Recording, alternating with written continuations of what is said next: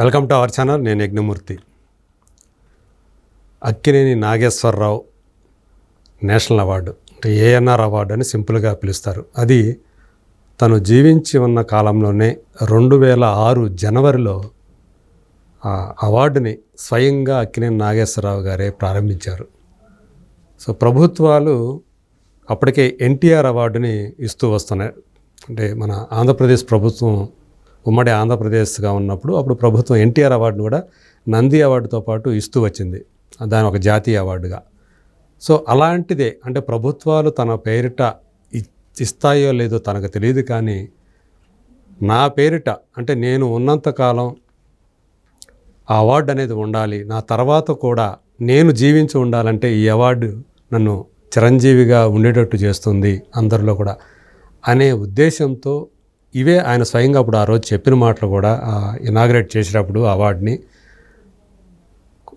₹1 కోటి కార్పస్ ఫండ్ని ఏర్పాటు చేసి, అలాగే అవార్డు కింద ₹5 లక్షల నగదు కూడా పురస్కారంతో పాటు సర్టిఫికెట్తో పాటు ట్రోఫీతో పాటు సో 5 లక్షల నగదు కూడా ఆయన అందజేస్తూ వచ్చారు. సో మనందరికీ తెలుసు 2014లో ఆయన క్యాన్సర్ తోటి పరమపదించారు. సో ఆ తర్వాత అంటే 2 ఏళ్ల పాటు తర్వాత అది ఇవ్వలేదు. ఆ తర్వాత 2017, 18, 19 సంవత్సరాలకి ఇచ్చారు. రాజమౌళి, శ్రీదేవి గారు అలాగే రేఖ గారికి ఇచ్చారు. శ్రీదేవి గారు చనిపోవడంతో ఆ 2019లో ఇచ్చినటువంటి ఒకే సంవత్సరం 2018, 19 కూడా ఇచ్చారు. శ్రీదేవి గారు చనిపోవడంతో ఆమె తరపున బోనీ కపూర్ గారు అవార్డు అందుకున్నారు. సో 19 తర్వాత 2020లో ఇస్తారనుకున్నప్పుడు కరోనా వచ్చి అప్పుడు ఇవ్వలేకపోతున్నాం, ఇది కరోనాది ఇది అయిపోతే మళ్ళీ ఇస్తామని చెప్పేసి అప్పుడు అక్కినేని నాగార్జున గారు చెప్పడం జరిగింది. కానీ ఇప్పటి వరకు 2024 ఇంతవరకు 5 ఏళ్ల నుంచి కూడా అవార్డు మళ్ళీ పునరుద్ధరించలేదు. సో ఇది అంటే నాగేశ్వరరావు గారి చిరకాల వాంఛ చివరి కోరిక అని అనుకుంటే సో అది ఆగిపోయిందే అనే బాధ ఆయన అభిమానుల్లో వ్యక్తమవుతూ ఉంది. సోషల్ మీడియా ద్వారా కూడా ఏఎన్ఆర్ అవార్డు ఇవ్వట్లేదనే ఆవేదనను వ్యక్తం చేస్తూ వస్తున్నారు. దీనికి సంబంధించి మనతో మాట్లాడటానికి సో శతాధిక చిత్రాల నిర్మాత రామసత్యనారాయణ గారు ఉన్నారు. సో రామసత్యనారాయణ గారు నమస్కారం అండి. ఏఎన్ఆర్ అవార్డు సో మనకు తెలుసు అక్కినేని నాగేశ్వరరావు గారి అభిమానులు చాలామంది ఉంటారు. సో ఏఎన్ఆర్ అవార్డు అనేది ఆగిపోయింది అంటే ఎన్టీఆర్ అవార్డు కూడా ఆగిపోయింది అనుకోండి, ఎందుకంటే నంది అవార్డులు ఇవ్వట్లేదు కాబట్టి ఆయన పేరిట ఏదైతే ప్రభుత్వం ఇస్తూ వస్తుందో అవి కూడా ఆగిపోయినాయి. ఇది అలా కాకుండా ఆయన కుటుంబం ఇవ్వాల్సినటువంటి ఒక అవార్డు కదా. సో 5 ఏళ్ల నుంచి ఏఎన్ఆర్ అవార్డు రావట్లేదు, కనీసం నంది అవార్డులు అన్నా లేకపోతే ఈ అవార్డు అయినా సరే మనం అందరం కూడా ఒకసారి చూడొచ్చు ఇండస్ట్రీ వ్యక్తుల్ని. నాగేశ్వరరావు గారి గురించి 4 మంచి మాటలు ఆ రోజు అందరూ చెప్పుకుంటారు. ఎవరైతే అవార్డు తీసుకుంటారో వాళ్ళు కూడా నాగేశ్వరరావు గారి గురించి మంచిగా మాట్లాడుకుంటారు అనేది ఎదురు చూస్తూ వచ్చిందంటే 5 ఏళ్ల నుంచి కూడా ఆయన అభిమానులకి సో నిరుత్సాహమే కలుగుతుంది. సో మీరు దీని మీద ఏమంటారు? మీకు అక్కినేని నాగేశ్వరరావు గారు అంటే అభిమానం ఉందో లేదో నాకు తెలియదు, కానీ ఉందండి. ఇప్పుడు అండి మీరు చెప్పిన పాయింట్ కరెక్ట్ అండి. అసలు ఈ అవార్డులు ఎందుకు ఇవ్వాలి, ఎందుకు ఇస్తున్నారు అనే విషయానికి వస్తే మనకి ఆయన బతుకున్నప్పుడు దేశానికో ఇండస్ట్రీకో బోల్డెన్ సేవ చేసి ఉంటారండి. ఖచ్చితంగా. అంటే దేశవ్యాప్తంగా ఆయన ఒక్క తెలుగు కేరళ సో దీన్ని ఒక నేషనల్ అవార్డు కిందనే ఆయన ఇస్తూ వచ్చారు. సో అంటే ఎక్కువ కాలం సినిమా ఇండస్ట్రీకి సేవ చేసినటువంటి వాళ్ళు ఒక లెజెండరీ పర్సన్స్కి ఇవ్వాలి అనేది ఆయన ఉద్దేశం. అది అలాగే ఆయన ఇస్తూ వచ్చారు. మీరు చెప్పినట్టు అందగా కార్పస్ ఫండ్ కూడా దానికి ఏర్పాటు చేశారని చెప్పారు. దేవానంద్ గారితో మొదలుపెట్టారు ఇది. ఏమండి ఇప్పుడు ఎందుకు మానేశారు అని నేను ఆ ఫ్యామిలీని కామెంట్ చేయడం కంటే నేను మరో విషయం చెప్తాను మీకు. నేను దాసనారాయణరావు గారు మా గురువు గారు అండి. అంటే కోటనాగేశ్వర నా క్లోజ్ ఫ్రెండ్, క్లాస్మేట్ అండి. ఇప్పుడు ఇద్దరితో మీరు కలిసి పని చేయలేదు. నేను పని చేయండి క్లోజ్ ఫ్రెండ్షిప్ ఉండేది తప్ప నేను దాసనారాయణరావుతో సినిమాలు తీయలేదు, కోటనాగేశ్వర సినిమాలు తీయలేదు. దాసనారాయణరావు ఇంట్లో 100 సార్లు 200 సార్లు నేను భోజనం చేసుకుంటాను. ఆయన పక్కన కూర్చోబెట్టి నా భుజం చేసి మా ఓపెనింగ్ చేసి అనుబంధం అయితే ఉంది. అయ్యో బాగా అనుబంధం ఉందండి. నా మొట్టమొదటి సినిమా దాసనారాయణరావు క్లాప్ కొట్టారు, ఆ కోటనాగేశ్వర స్విచ్ ఆన్ చేశారు. ఊహ అనే సినిమా 1996లో. అప్పటి నుంచి మాకు అంటే అనుబంధం ఉంది చిన్నప్పటి నుంచి. మా అందరికీ పాల్గొలేదు కాబట్టి. అంటే ఈ సోదం ఎందుకు చెప్తున్నానంటే ఒక వ్యక్తి ఎందుకు మనిషిని గురించి ఎందుకు ఆలోచిస్తారని విషయం చెప్తున్నా. దాసనారాయణరావు గారు కోటీశ్వరులు మీకు తెలుసు, ఆయనకి 2 కొడుకులు ఉన్నారు, కూతురు ఉన్నారు, బోళ్ళంత ఆస్తిపరులు కదండి. ఆయన ఎప్పుడు అవార్డ్స్ ఫంక్షన్ చేద్దామని డబ్బు దాచుకుంటాం కానీ లేకపోతే అలాంటివి చేయలే. కానీ నేను నా పాకెట్ మనీతో నా జేబుల డబ్బుతో నేను దాసనారాయణతో అనుబంధం ఉన్న వ్యక్తులు తమ్మిరెడ్డి భరద్వాజ్ గారు, సి కళ్యాణ్ లాంటి వాళ్ళందరినీ ఒక కమిటీకి వేసుకుని, అంటే ఎగ్జాంపుల్ మన పిఆర్ జర్నలిస్ట్ ప్రభు గారు, అలాగే రాజేంద్ర కుమార్ గారు, గురుగారితో ఎవరైతే అనుబంధం ఉందో వాళ్ళందరినీ ఒక కమిటీకి వేసి నేనే దాసరి ఫిల్మ్ అవార్డ్స్ని ఏర్పాటు చేసి ఇవాళ 5 సంవత్సరాల నుంచి 6 సంవత్సరాల నుంచి కూడా ప్రతి సంవత్సరం చెప్తున్నామండి. మా జేబులో పెట్టి 2 సంవత్సరాలు 3 సంవత్సరాలు సొంతంగా నా ఒక్కనే చేశానండి. నేను చేస్తున్నప్పుడు నా ఫ్రెండ్ కొత్త వెంకటేశ్వరరావు ఆయన ఏమంటే నేను కూడా మీతో జాయిన్ అవుతాను, కలిసి చేద్దాం సార్ అంటే కమ్మని అన్నాం. తర్వాత ఇంకో రాజుగారు అన్న విపిజి రాజుగారిని ఒక ఆయన నేను కూడా కలిసి చేస్తాను సార్, మీతో పాటు ఉంటాను. వాళ్ళందరూ ఏదో గ్లామర్ కోసం ఏదో పని చేస్తున్నారు కాబట్టి శశాంక్ గారికి మనం కూడా పక్క నుంచి ఫోటోలు తీసుకొచ్చి దిగారు వాళ్ళందరూ. కానీ నేను ఏ స్వార్థం లేకుండా నేను గురుగారి మీద ప్రేమ కొద్దీ నేను ఫంక్షన్ చేశాను. అలాగే కోటరామకృష్ణ మరణించిన తర్వాత కోటరామకృష్ణ పేరు మీద కూడా అవార్డ్స్ చేయడం జరిగింది. అంటే మే 1 తారీఖు వస్తే దాసరి గారు అవార్డ్స్, జూలై 23 తారీఖు వస్తే కోటరామకృష్ణ అవార్డు. ఖచ్చితంగా ఈవేళ వరకు ప్రతి సంవత్సరం రెండు ఫంక్షన్లు చేస్తున్నామండి. దీన్ని నా జోలు డిబేట్ చేస్తున్నాం. దీని ఎయిమ్ ఏంటంటే బతుకున్నప్పుడు దాసనారాయణ గొప్పవాడు, కోటరామకృష్ణ గొప్పవాడు అని మనం ఫోటోలు దించుకుని గొప్ప కదండి. ఆయన మరణించినా కూడా ఈ తరానికి దాసనారాయణరావు చేసిన సేవలు ఏంటి, కోటరామకృష్ణ చేసిన సేవలు ఏంటి, అసలు వాళ్ళు ఎవరు అని జనంలో మర్చిపోకుండా ఉండడం కోసం చేసే కార్యక్రమం ఇదండి. అదే ఏమండి వాళ్ళు గుర్తు చేయడం కోసం, అది గుర్తు చేయడం కోసమే. ఇప్పుడు దాసనారాయణరావు లేరు కదా, నా పొద్దున్న చేసి ఎరా బాగా చేశారు ఫంక్షన్ అంటే నాకేం ఉపయోగం ఉందా? లేదు కదా. కోటరామకృష్ణ ఎరా నువ్వు బాగా చేసేవారు అంటే అంటే లేదు కదా. ఇద్దరు లేరు, జీవించలేరు. అయినా సరే ఏ స్వార్థం చేస్తున్నాం మనం, ఏ స్వార్థం లేదు. నాకు గురువు, నా ఫ్రెండ్ అని చెప్పడం నేను గర్వంగా ఫీల్ అవడం కోసం, దాసరి గురువు నా గురువు, కోటరామకృష్ణ ఫ్రెండ్ అని చెప్పుకోవడం కోసమే ఫీల్ అవుతుంది, చేస్తున్నామండి. దీనివల్ల ఏంటంటే అవేర్నెస్, ఇంకోటి ఎవరికో చేయాలి, ఇంకోటి ఎవరికో చేయాలని మిగతా వాళ్ళకు కూడా అవేర్నెస్ రావాలని కోరికండి. ఫర్ ఎగ్జాంపుల్ మాదాల రవి గారు మా ఫంక్షన్కి ప్రతి ఫంక్షన్కి ఆయన గెస్ట్గా పిలుస్తాం, ఎందుకంటే మా అసోసియేషన్కి వైస్ ప్రెసిడెంట్ ఆయన. మా అసోసియేషన్ ప్రెసిడెంట్ గారు అందుబాటులో ఉంటారు కాబట్టి వైస్ ప్రెసిడెంట్ గారిని మేము ఆధిపత్యం ఇస్తాం. అలా అన్ని అసోసియేషన్ని, అన్ని ఛాంబర్ని అందరినీ కలుపుకొని వాళ్ళందరినీ కమిటీ చేసి చేస్తాం. ఇది నా ఒక్కటి ఇండివిజువల్ ఫంక్షన్ కాదు, డబ్బు నాదైనా ఇండస్ట్రీ తరఫున చేస్తున్నట్టు చేస్తున్నామండి.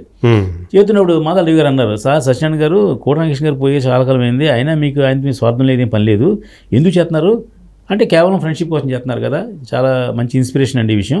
నేను కూడా మా ఫాదర్ని మర్చిపోకుండా ఉండడం కోసం మా ఫాదర్ పేరు మీద ఫంక్షన్ చేద్దాం అనుకున్నాను సార్, మీరు ఒకసారి మనతో కూర్చుని అంటే నాకు బాగా క్లోజ్ అయ్యండి. అంటే మీరు చేస్తున్న కార్యక్రమాలు చూసి ఆయన ఇన్స్పైర్ అయ్యారంటారా? ఓకే. మరి ఎంత గొప్ప అయిన వ్యక్తి అయినా మాదాల రవి గారు అంటే మనం ఎందుకు చేయకూడదు సార్ అన్నారు. నేను చెప్పాను, సార్ మీకు ఒక సపరేట్ బ్రాండ్ ఉంది కదండి, ఏమొద్దు ఫంక్షన్ నేను చేస్తా నా డబ్బుతో, మీరు రూపాయి డబ్బు పెట్టారు. నాన్నగారంటే ప్రజానాట్య మండలి బాగా పేరు తెచ్చుకున్నటువంటి ఇది కాదు. అవును, ఆ తాలూకు చాలా మంది ఉన్నారండి. అంటే ఆ రెడ్ ఆ భావజాలం ఉన్నారు. మీరు ఎవరికి కామ్రేడ్లు కదా, కామ్రేడ్స్ ఎవరికి అవార్డు ఇద్దాం, ఎలా ఇద్దాం, ఆ రెండే ప్లాన్ చేయండి. మిగతా అంతా నేను చూసుకుంటాను సార్. వాళ్ళని పిలిపించి గెస్టులకు వచ్చేలాగా చేసి లేకపోతే వాళ్ళని అవార్డు తీసుకుని వచ్చేలా చేసే బాధ్యత మాత్రం మీరు తీసుకోండి, మిగతా అంతా నేను చేస్తాను సార్, మీరు రూపాయి తీయొద్దన్నా. లేదు బలివరండి, మా నాన్నగారి గురించి నేను ఆలోచించాలి కదా అంటే మీరు ఆలోచించండి, ఫంక్షన్ చేయండి, నేను దాన్ని చూస్తా, నేను నాకు కూడా ఆనందంగా చేస్తాను సార్, ఇది డబ్బు కోసం కాదన్న. అలాగే అదే స్టేజ్ మీద కృష్ణరాజు గారు సతీమణి శ్యామలాదేవి గారు చీఫ్ గెస్ట్కి వచ్చారు మా ఫంక్షన్కి.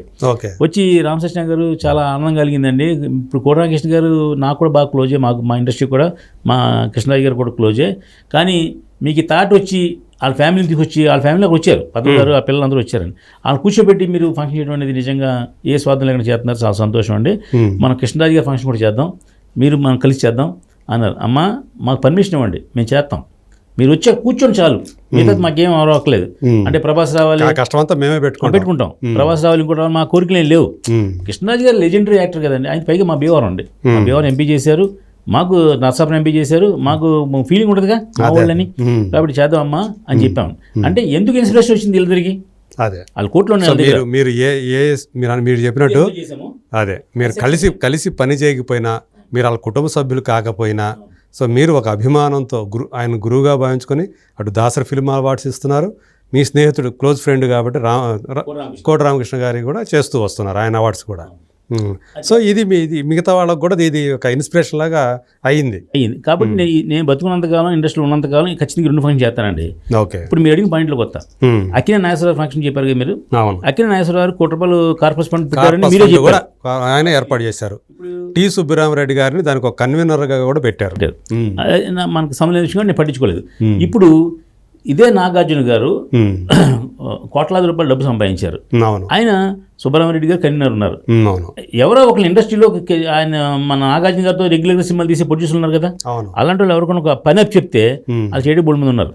వాళ్ళు కాకపోతే చేయడం నేనున్నా. సుబ్బరామరెడ్డి గారికి తలుచుకుంటే ఏముంది, ఎవరినైనా తీసుకురాగలరు. ఆయన కళాబంధు, ఇలాంటి కార్యక్రమాలు బాగా చేసేవాడు సార్. ఆయన నేషనల్ లెవెల్లో మంచి గుర్తింపు. వంశీ రామరాజు గారు అనే సంస్థకి ఆయన మూల కారకుడు అండి.